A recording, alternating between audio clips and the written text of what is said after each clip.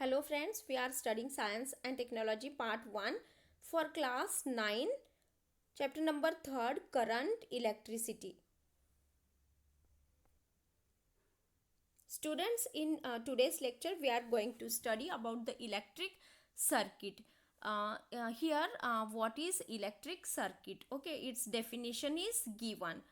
A continuous path of an electric current through conducting wires connected to the two ends of a cell and other resistances is called an electric circuit.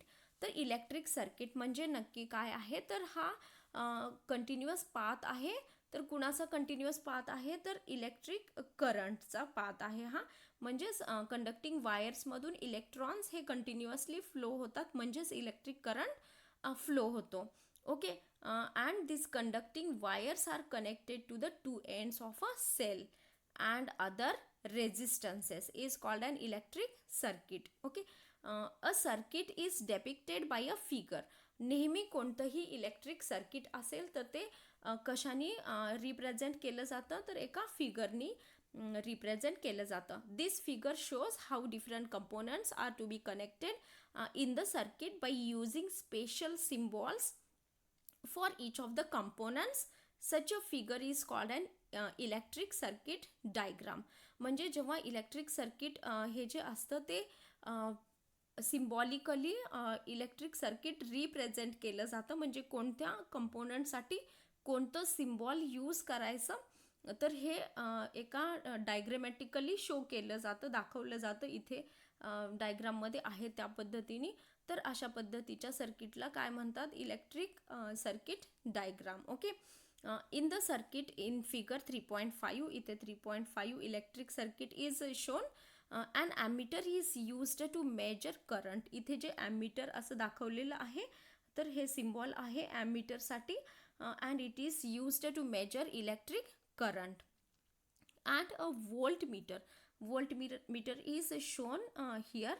This is okay, this voltmeter to measure the potential difference. Voltmeter, what it measures the potential difference between the two ends of a resistors. Okay, as the voltmeter has a very high resistance, only very small current flows through it. व्होल्टमीटरला खूप जास्त resistance असतो. आपण resistance म्हणजे काय हे last व्हिडिओमध्ये पाहिलेलं आहे. तर रेजिस्टन्स म्हणजे काय, तर जेव्हा इलेक्ट्रॉन्स इलेक्ट्रिक सर्किटमध्ये फ्लो होत असतात तेव्हा ते तिथल्या ॲटम्स बरोबर कोलाईड होत असतात किंवा कंडक्टर्सच्या त्या वॉल्सवरती ते कोलाईड होत असतात, आदळत असतात, आणि त्यामुळे त्यांना फ्लो होण्यासाठी जो अडथळा येतो त्यालाच आपण काय बोलत असतो, रेजिस्टन्स. मग voltmeter has very high resistance, so very small current flows through it. खूप जास्त रेजिस्टन्स असल्यामुळे खूप कमी करंट फ्लो होतो या व्होल्टमीटर मध्ये. Okay, now conductors and insulators. We have learned about the resistance to an electric current. Okay, we can divide substances into conductors and insulators. Conductors म्हणजे विजेचे वाहक असं आपण म्हणतो, आणि इन्सुलेटर्स म्हणजे दूरवाहक, म्हणजेच good conductors and bad conductors. So you can see here conductors. Conductors are those substances which have very low resistance. Okay, म्हणजे खूप कमी अडथळा असेल जेव्हा इलेक्ट्रॉन्स फ्लो होतील, तर या इलेक्ट्रॉन्स फ्लो व्हायला इझिली ते म्हणजे रेजिस्टन्स कमी आहे म्हणून ते इझिली फ्लो होतील. Okay, so very low resistance are called conductors. म्हणजे असे सबस्टन्सेस की ज्यांना खूप कमी रेजिस्टन्स आहे त्यांना आपण काय बोलतो, conductors. So current can flow easily through such materials. मग अशा पद्धतीच्या मटेरियल्समध्ये करंट हा इझिली फ्लो होतो. तर तुम्हाला माहिती आहे कंडक्टर्स म्हणजे ज्यांच्यामधून इलेक्ट्रिक करंट पास होतो. जसे की आपण आपल्या घरामध्ये इलेक्ट्रिक वायर्समध्ये कॉपर मोस्टली यूज करत असतो किंवा आयर्नमधून सुद्धा इलेक्ट्रिक करंट फ्लो होतो. म्हणजे असे सबस्टन्सेस की जे करंट कंडक्ट करून घेतात त्यांना आपण कंडक्टर्स असं म्हणत असतो. So current can flow easily through such materials. Okay, then next is insulators. those substances which have extremely high resistance.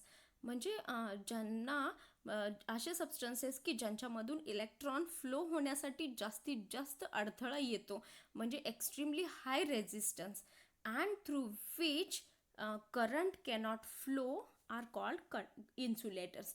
मग अशा सबस्टन्सेसला आपण काय म्हणतो तर इन्सुलेटर्स. असे कोणते सबस्टन्स आहेत? Do you know some examples of insulators? Yes, rubber, plastic, glass. Okay, so and many such are the examples of insulators. So you have to write the answers of the questions which are given below.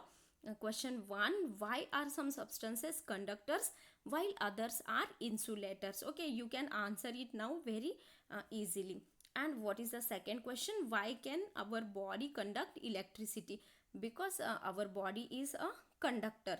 It has positive and negative ions. Okay, our body consists of some positive and negative ions, so it conduct electricity. So you easily define it or give answer, right answer of these questions in your notebook. Now make a list of conductors and insulators you see around you. म्हणजे तुम्ही तुमच्या आजूबाजूला जे conductors आणि insulators पाहत असता रोजच्या दैनंदिन जीवनामध्ये, त्यांची लिस्ट तुम्हाला बनवायची आहे. Okay, then next point: system of resistors and effective resistance. A resistor is a two-ended component having a given amount of resistance between its two ends.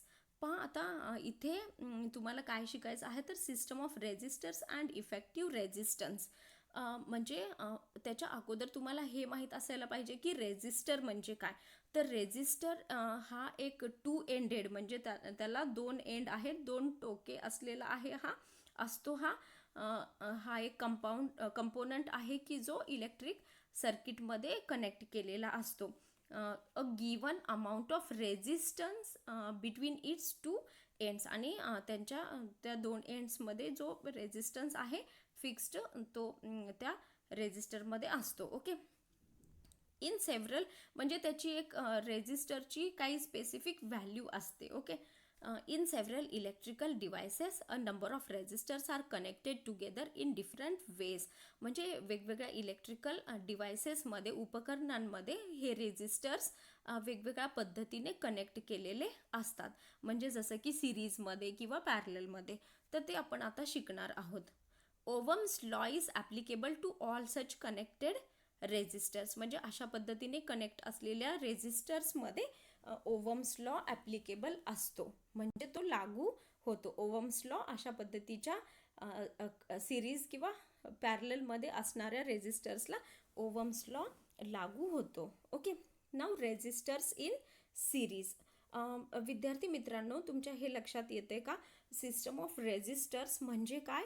तर एकापेक्षा जास्त रेजिस्टर्स जेव्हा एकत्रितपणे अभ्यासले जातात किंवा एकापेक्षा जास्त म्हणजे two or more than two resistors connected between the two ends, म्हणजे दोन कंडक्टिंग वायर्सच्या दोन एंड्समध्ये दोन किंवा त्यापेक्षा जास्त रेजिस्टर्स जेव्हा कनेक्ट केलेले असतात तेव्हा त्याला सिस्टम ऑफ रेजिस्टर्स असं बोललं जातं.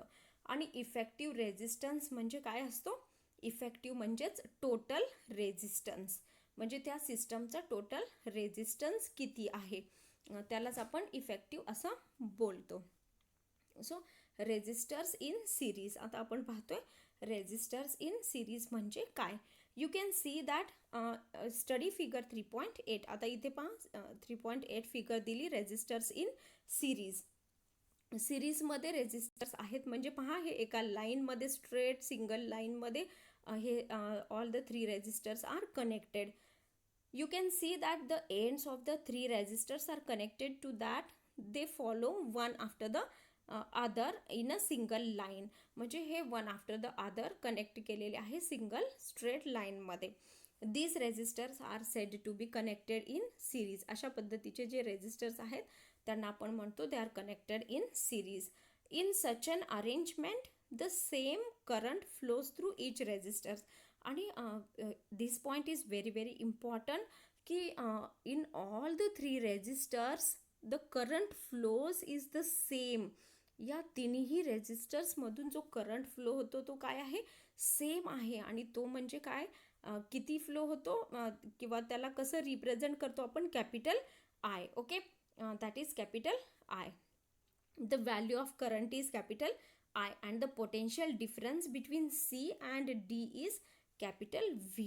आणि पोटेन्शियल डिफरन्स जो C आणि D या पॉईंटच्या अक्रॉस आहे तर तो किती आहे, म्हणजे तो कशाने रिप्रेझेंट करतो आपण, कॅपिटल V या पद्धतीने. Okay, the three resistors R1, R2 and R3 are connected in series in the circuit. Okay, R1, R2, R3 are connected in series in the circuit, म्हणजे एका स्ट्रेट लाईन मध्ये connect आहेत.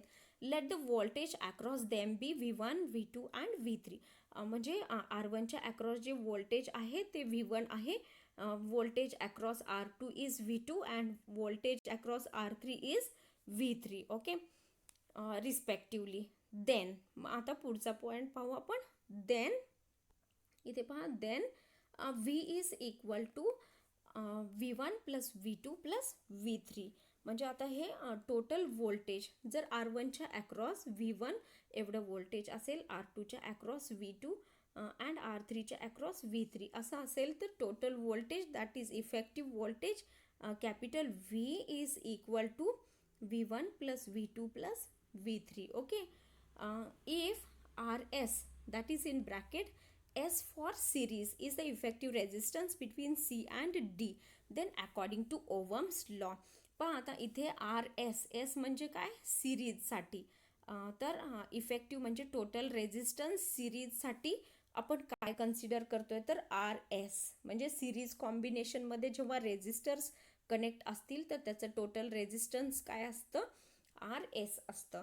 तर मग according to ohm's law, what is ohm's law, V is equal to IR. Ohm's law काय असतो, V is equal to IR असा असतो. मग या लॉनुसार total voltage that is V is equal to IRS. मग similarly V1 is equal to IR1, V2 is equal to IR2 plus and V3 is equal to IR3. Now substituting all these values in equation 1, आपण ह्या all V1, V2 आणि V3 च्या values इथे substitute करू आणि V ची value सुद्धा आपण इथे सबस्टिट्यूट करू. आणि ते सबस्टिट्यूट केल्यानंतर इक्वेशन काय मिळेल, तर IRS is equal to IR1 plus IR2 plus IR3. Okay, मग आता या तिन्ही टर्म्समधून जर आपण I कॉमन घेतलं तर ब्रॅकेटमध्ये काय मिळेल, R1 plus R2 okay plus R3 and this I gets cancel with I. Okay, तर इथे I काय होईल, कॅन्सल होईल. आणि मग फायनली आपल्याला इथे फॉर्म्युला काय मिळेल, तर RS is equal to R1 plus R2 plus R3. Okay, so if n resistors are connected in series then, म्हणजेच अशा पद्धतीने जर n रेजिस्टर्स, आता इथे आपण फिगरमध्ये पाहिलं की 3 रेजिस्टर्स कनेक्टेड इन सिरीज, पण जर अशा पद्धतीचे n म्हणजे मेनी रेजिस्टर्स आपण घेतले तर त्यांच्यासाठी काय फॉर्म्युला मिळेल, तर effective resistance is equal to म्हणजे RS is equal to R1 plus R2 plus R3 plus dash dash dash plus up to RN. Okay, now see, so this we have seen about the resistors connected in series combination. So some of the important points here given if resistors are connected in series. These are very very important 5 points given here. खूप महत्त्वाचे points तुम्हाला इथे दिलेले आहेत शॉर्टमध्ये, की जे आता आपण शिकलो त्याच्यामधलेच हे पॉईंट्स आहेत. So what is the first point, the same current flows through each resistor. म्हणजे प्रत्येक रेजिस्टर्समधून R1, R2 आणि R3 या तिन्हीमधूनही जो करंट फ्लो होतोय तो कसा आहे, तर same current flows through each of the resistors. Okay, then what is the second point, the effective resistance of the resistors is equal to the sum of their individual resistances. म्हणजे याचा meaning काय होतं, तर RS is equal to effective resistance म्हणजे RS is equal to, तो RS हा कसा आहे, तर तो त्याच्या म्हणजे इंडिव्हिज्युअल म्हणजे प्रत्येकी जो R1 plus R2 plus R3 ह्या तिन्हींचं सम आहे ते. Then third point, the potential difference between the two ends of the arrangement is equal to the sum of the potential differences across individual resistors. म्हणजेच V is equal to V1 plus V2 plus V3 V3 अशा पद्धतीने, म्हणजे total potential difference V is equal to काय आहे तर individual जो potential difference आहे त्याची सम आहे तो. Okay, that formula here explains the point third. Okay, then fourth point, the effective resistance is larger than each of the individual resistances. Obviously effective म्हणजे total resistance हा नेहमी लार्जरच असणार आहे प्रत्येकी सेपरेट रेजिस्टन्सपेक्षा. म्हणजेच इथे काय सांगता येईल तर R1 is greater than RS is greater than R1. Okay, similarly RS is also greater than R2 and similarly RS is greater than R3. म्हणजे हा जो इफेक्टिव्ह रेजिस्टन्स आहे हा नेहमी या प्रत्येकी इंडिव्हिज्युअल रेजिस्टन्सपेक्षा काय असतो तर ग्रेटर असतो, तो लार्जर असतो. Okay, and the fifth point, this arrangement is used to increase the resistance in a circuit. म्हणजे हा जो जी अरेंजमेंट आहे सर्किटमध्ये, तर ही अरेंजमेंट म्हणजेच resistors are connected in series. Resistors सिरीजमध्ये कधी जोडले जातात जर आपल्याला सर्किटचा जो करंट आहे किंवा रेजिस्टन्स इन अ सर्किट जर करंट नाही म्हणायचं इथे काय म्हणायचं की this arrangement is used to increase the resistance in a circuit. म्हणजे सर्किटचा रेजिस्टन्स इन्क्रीज करण्यासाठी this arrangement of resistors is used. Okay, so these are very very important points. Students, in the next lecture we'll study about the resistors and effective resistance of the resistors are connected in parallel. Okay, यावेळी आपण सिरीजमध्ये पाहिलं, पुढच्या वेळी आपण कशाबद्दल पाहणार parallel कॉम्बिनेशनसाठी. Okay, आणि इथे do you no is reduced only for this year. Okay, पण याच्यामध्ये जास्त काही नाही, तुम्ही रीड करा तुमच्या स्वतःच्या नॉलेजसाठी. Okay, so in this way today we have studied what is an electric circuit and the resistors connected in series. Okay, that we have studied in detail. So thank you students. In next lecture we'll see the next point. Okay.